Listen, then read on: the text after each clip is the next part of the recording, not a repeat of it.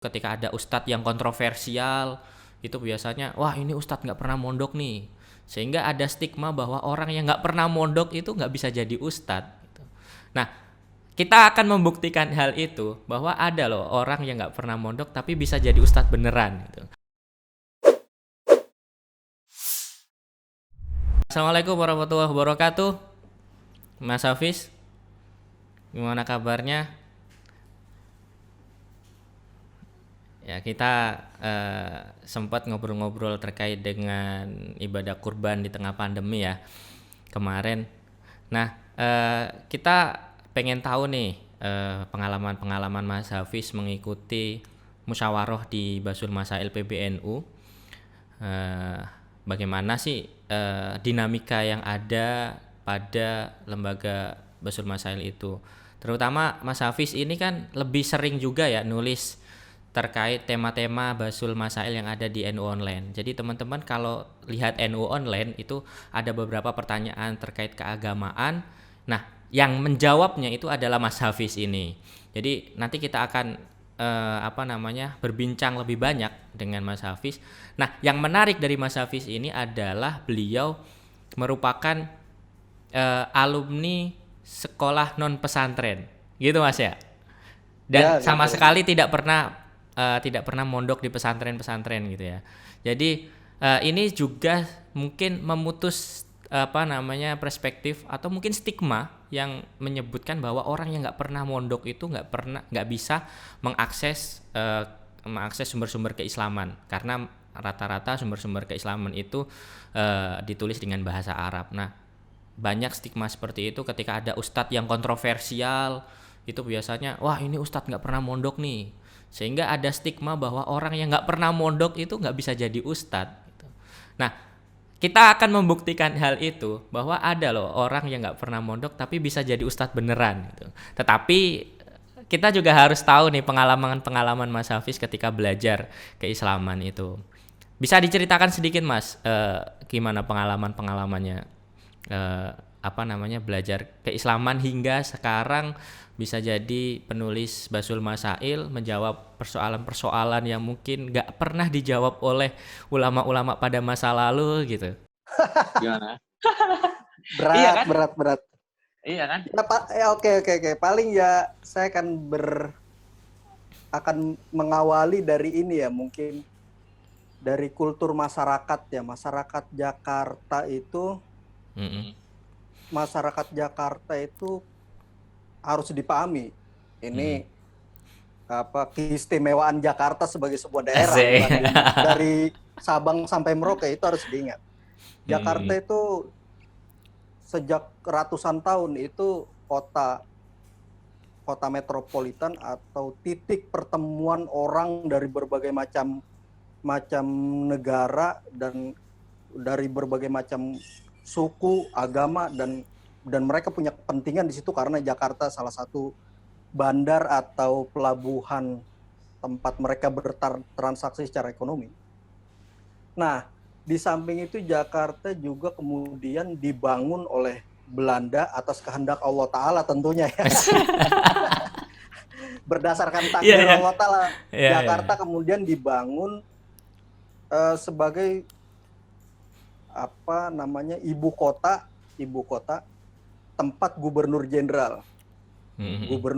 Gubernur secara umum yang membawahi gubernur-gubernur di sepanjang gubernur di Jawa Timur, gubernur di Jawa Barat, Banten, dan seterusnya. Itu semua laporannya di gubernur jenderal sebelum sampai ke Belanda gitu. Lapor ke Ratu. Nah, posisinya yang strategis di ibu kota ini membentuk masyarakat yang mobile, yang gerak begitu cepat, sehingga itu juga mempengaruhi cara mereka belajar, termasuk belajar agama. Nah, Iya, iya. cara mereka belajar agama. Nah, cara mereka belajar agama itu tidak seperti orang yang punya waktu luang. Kayak orang-orang di pedalaman di Sumatera, di Kalimantan, di Pulau Jawa, Banten, dan seterusnya. Sulawesi, itu mereka nggak punya banyak waktu. Iya, iya. Sehingga orang harus mondok, harus terus bergantung Dan- pada agraris dan segala macam. Dan itu Mereka terjadi pokoknya pada gerak cepet aja. Mas Hafiz. Nah, kira-kira begitu ya kan. Kita nggak punya banyak waktu buat bengong di pondok, ngapalin Iya, alfiah iya. sampai Hmm. botak dan segala macam, enggak. Nah, mereka punya karakter mempelajari agama dari satu masjid ke masjid, satu, kedua dari rumah guru ke rumah guru, dan dari surau ke surau. Itu aja. Nah, tradisi mondok masuk kalau kita mengacu kepada Gus Dur ya, kiai nyentrik bela pemerintah, itu Gus Dur menulis beberapa kiai Betawi. Itu Jawanisasi, itu masuk ke Jakarta. Itu tahun 70. Di situ baru anak-anak Jakarta baru seneng mondok gitu. Orang-orang tuanya mondokin anaknya, ya ada yang ke Tebuireng, ada yang ke macam-macam. Ada yang ke Kudus, macam-macam. Nah, sebelum itu tradisi orang Jakarta belajar agama ya cukup belajar dari guru ke guru, dari masjid ke masjid. Ntar kalau udah setengah bisa, katakanlah begitu, setengah bisa dalam pengertian udah bisa ngakses kitab kuning secara mandiri. Tuh kalau orang tuanya sedikit punya rezeki lebih, mereka akan dikirim ke Mekah. Itu standarnya begitu. Begitu. Terpulang mereka udah siap, pokoknya udah siap jadi imam besar lah ya kan di kampungnya masing-masing itu. Nah, pengalaman ini Mas Hafiz sendiri kalau belajar ini, kalau selain mondok, karena nggak mondok ya, belajarnya berarti di mana aja dong? Saya belajar di rumah sama kakek saya sendiri sih, belajar sama kakek saya di rumah. Sebenarnya saya belajar sama sepupu saya berdua gitu, sama adik-adik saya sepupu, semua belajar. Kakeknya bisa ini nggak? Siapa beliau? Jangan-jangan ini lagi ulama Betawi? Enggak, dia parahan lagi. Dia malah ya santri. Dia dulu pernah mondok di Banten 6 bulan, dan konon nggak ngerti apa-apa juga dari situ, cuma apal lah jurumiyah apal, tapi yang nggak ngerti apa-apa juga. Terus? Tapi dipahamkannya oleh guru di kampungnya sendiri. Ada guru di tetangga depan masjid itu, guru besar. Dari situ dia paham. Nah, dari situlah kemudian dia juga memiliki banyak murid, salah satunya ya kakek saya. Saya ini kemudian yang memberikan pelajaran ke saya. Dia juga ya guru, baik gurunya maupun kakek saya ini, ya dua-duanya ya jangan dianggap kayak di Jawa atau di Sunda atau gitu di Banten. Punya pesantren. Jadi punya pesantren, enggak. Mereka ya PNS. Yang satu PNS Kemenak, kakek saya PNS di Kejaksaan. Zaman dulu masih di Gajah Mada, itu ya sepedaan.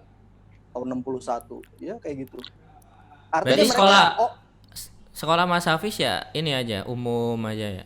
Sekolahnya atau sekolah agama sebenarnya?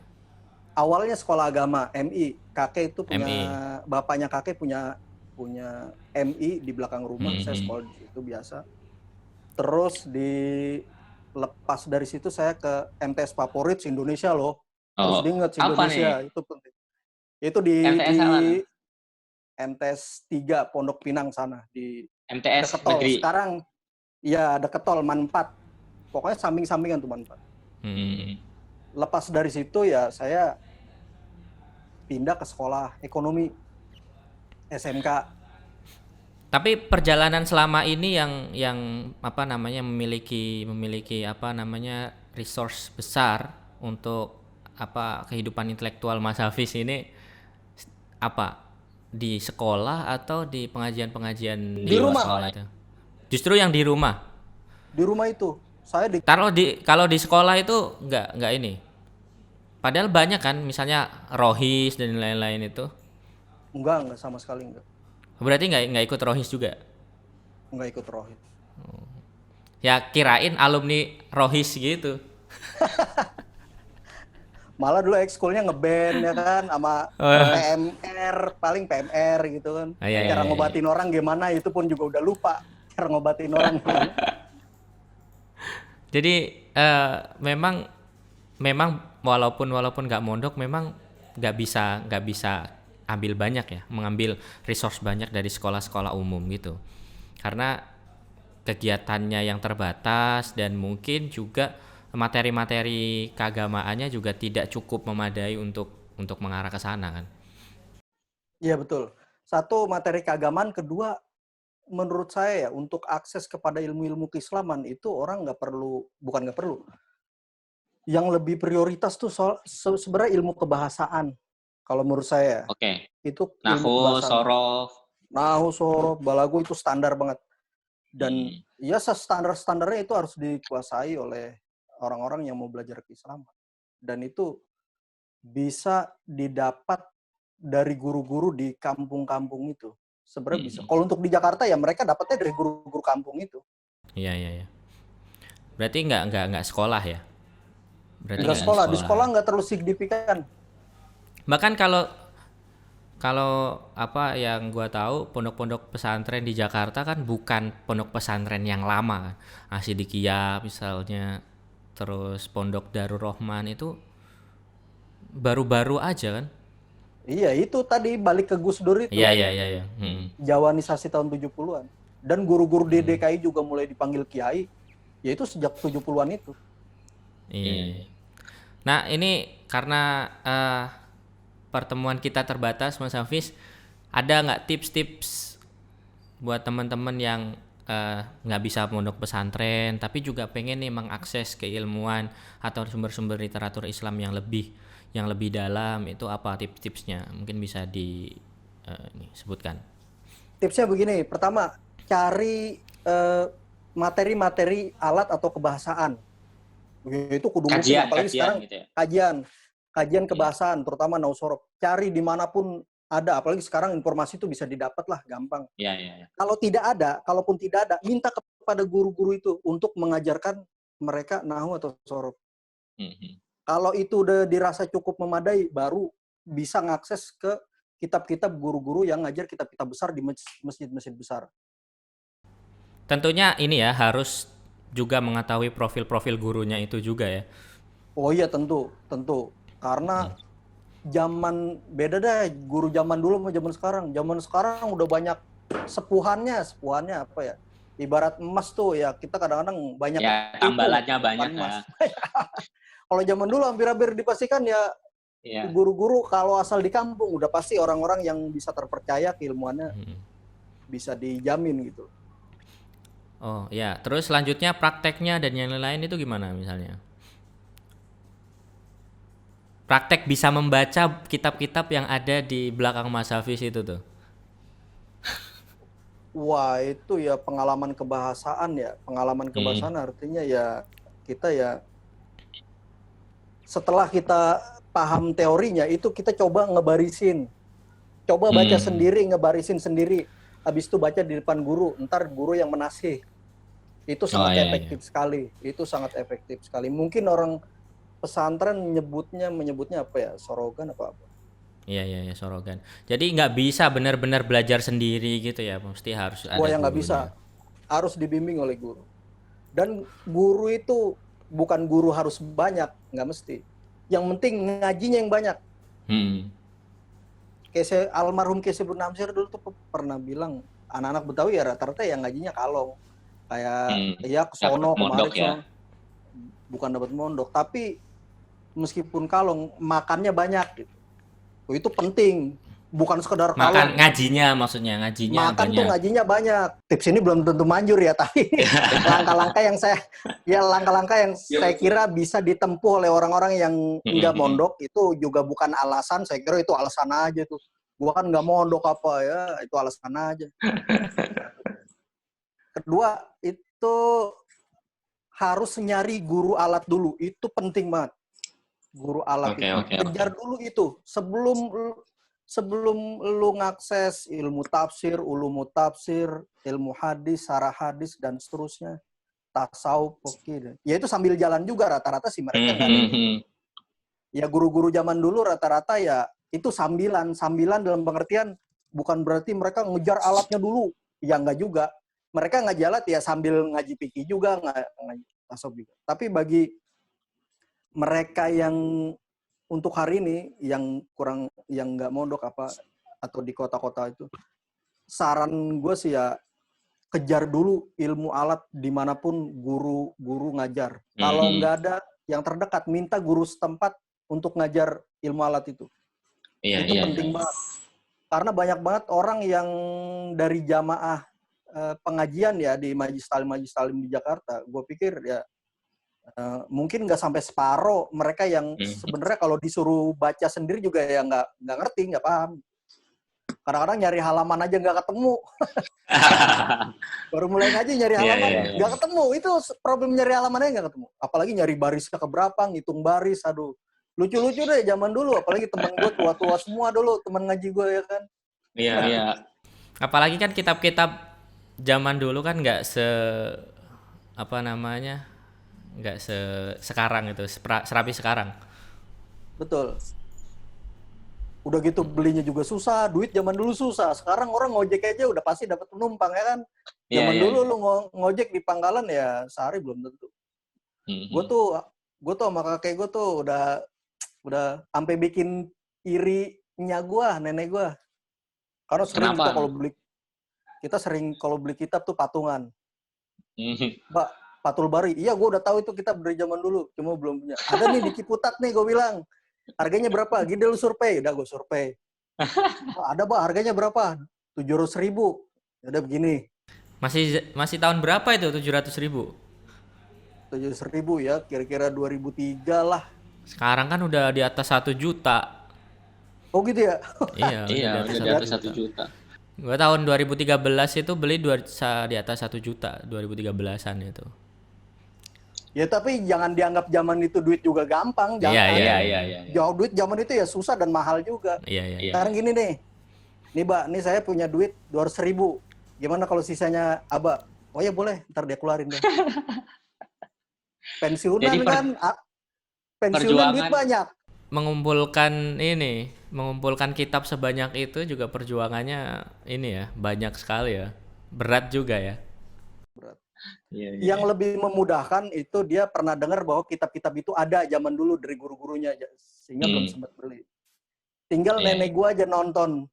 Gua lagi ngitung duit, nenek gua nonton ya kan. Ntar nih kalau gua udah keluar dari ruangan itu, gua disusul tuh apanya gua. Lu mah bukan anak.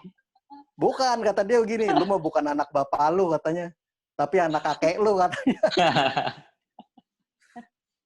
Pokoknya zaman itu susah dah. Nah, kira-kira layak dilepas oleh kakek gua. Oh ini ilmu alat lu udah cukup, baru gua dikirim. Lu ngaji ke guru anu. Saat itu gurunya siapa aja tuh? Yang ada pada waktu itu ulama-ulama yang bisa didatengin untuk ngaji. Saat itu alhamdulillah gue masih dapetin almarhum Muallim Kiai Sapi Azami. Dulu dia pernah Roy Surya PBNU juga. Iya. Berapa tahun ngaji di beliau? Dari 2001-an sampai meninggal 2006 lah kira-kira. Dan dia majelisnya banyak. Majelisnya tuh banyak, 25, enggak sampai 30 sih, 25. Se-Jakarta, sehingga gue nggak kuat kalau ngikutin dia seminggu tuh, nggak kuat. Tapi ngajinya juga beda-beda kitabnya? Beda-beda. Kadang-kadang ada yang sama, ada yang beda. Tapi kebanyakan macam-macam lah, tafsir, hadis. Oh iya. Macam-macam, tafsir, hadis, fikih, apa sih standar dah di pesantren, kita pesantren. Iya. Gua kejar kemana-mana, cuma ada yang kagak masuk akal. Cuma Al-Hikam gua kan zaman itu Al-Hikam gak masuk akal gue itu, gak masuk nalar gue. Itu Al-Hikam masuk nalar orang-orang yang emang ya 40 tahun ke atas gitu, yang udah hidupnya udahlah ini aja di rumah aja gitu mungkin. Itu zaman itu gue ingkar terus, ini kitab apa sih kok ngajarin kayak gini pikir gue. Tapi gue paham setelah dia meninggal. Setelah 2006 setelah dia meninggal tuh gue baru gue paham itu. Setahun kemudian baru gue paham, oh ini maksudnya. Malah nulis ya sekarang Al-Hikam ya? Al-Hikam sering nulis, malah jadi tesis di UI lagi, ya nggak? Oh yes. Iya. Iya, manuskrip gue Al-Hikam itu perpusnas, 3 manuskrip. Itu gue. Dari mana aja itu 3 manuskrip itu? Di kolokon nggak dijelasin, tapi itu kayaknya naskah tertua di Indonesia 1770 berapa gitu. Tulisan tangan? Di atas sih tulisan tangan. Tulisan tangan siapa? Nggak dijelasin juga. Yang Nama nulis. penyalinnya nggak disebut, cuma ada tahun penyalinan aja 1773. Lumayan ya. Itu yang paling tua. Nggak tahu ada lagi nggak manuskrip Al-Hikam yang paling tua di Indonesia. Artinya kita bisa lacak dari situ tahun berapa Tarekat Sazili masuk Indonesia itu bisa dilacak. Nah, iya. Oke kalau gitu Mas Hafiz, terima kasih banyak buat sharing-sharingnya dan ini juga mungkin buat pembelajaran bagi teman-teman yang lain yang nggak punya kesempatan untuk mondok untuk mengikuti jejak Mas Hafiz. Gitu. Betul. Buat orang-orang yang nggak punya banyak waktu kayak gue, nggak punya banyak waktu buat mondok, pokoknya ikutin jalan gue dah, insya Allah. Tapi insya Allah ada yang karam, ada yang enggak, kira-kira gitu lah. itu inilah apa nasib lah yang akan membuktikan. Oke, teman-teman, terima kasih banyak sudah mengikuti podcast islami.co di PC aja bersama Mas Hafiz Kurniawan. Nah, selanjutnya bertemu kembali di episode selanjutnya di podcast islami.co, tentunya dengan narasumber yang lain yang nggak kalah kece. Oke, kalau gitu terima kasih banyak Mas Hafiz dan terima kasih juga buat teman-teman. Wassalamualaikum warahmatullahi wabarakatuh. Waalaikumsalam warahmatullahi wabarakatuh.